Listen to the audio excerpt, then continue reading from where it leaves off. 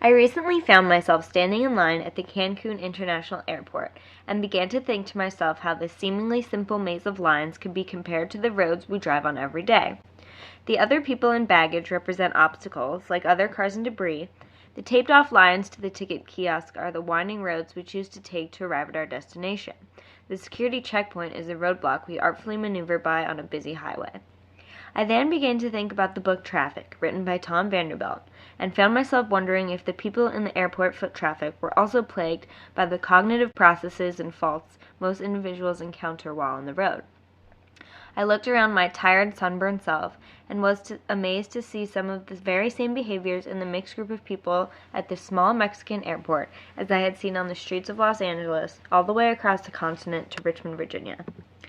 As Vanderbilt mentions in Traffic, people have nasty habits of subconsciously slipping into highway hypnosis, which is the ability to zone out or subconsciously slip away whilst on the road, behind 2 tons of metal barreling down the highway at upwards of 60 miles an hour.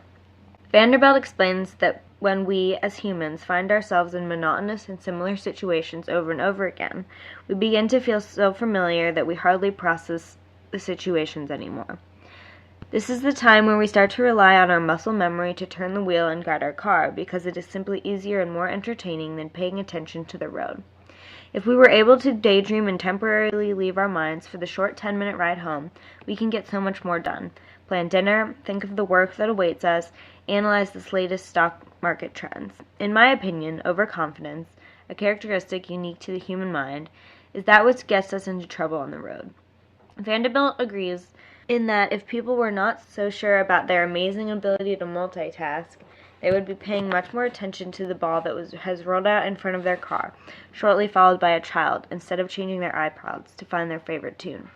There are many situations in the airport where people are overconfident about their ability to multitask, and were they doing the same on the road, they would surely end up on the nightly news.